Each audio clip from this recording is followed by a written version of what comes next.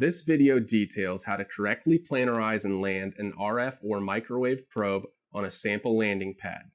The user should perform the planarization procedure anytime the probe has been serviced or replaced, and the landing procedure detailed can be used anytime a microwave probe is landed.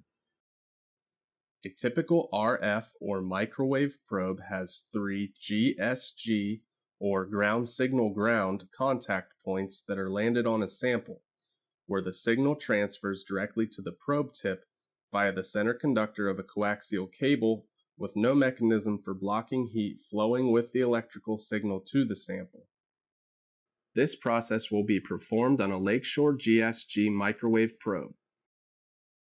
Lakeshore microwave probes differ from other RF probes in that they have an integrated mount, all-copper body, and a pair of copper braids that are attached to the sample stage via a copper braid block to cool the probe.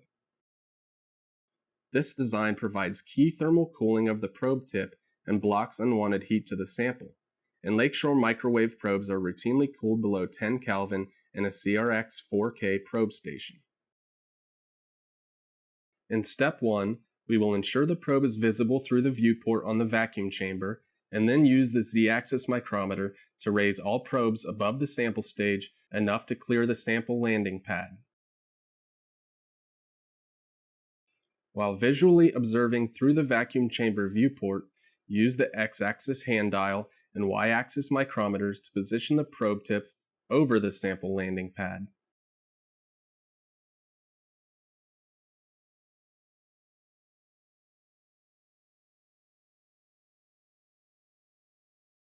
Then we will swing the microscope back over the viewport and adjust the microscope to fill the monitor with the sample image and focus at the height of the sample landing pad.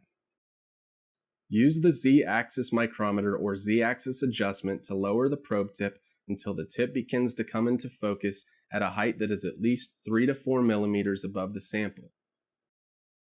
While observing the probe tip through the microscope, use your probe station's probe XY planarization adjustment and visually adjust until the probe tips appear parallel to the XY plane.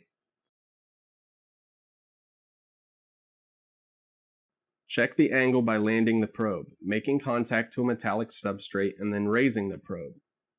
Landing pads with gold plating, such as those common on calibration substrates, are ideal for visualizing the marks left by the probe points.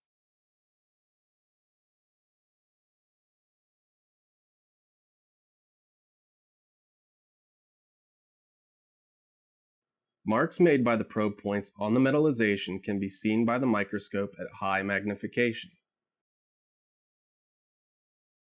Repeat this process until the probe points make 3 uniform marks on the metallization.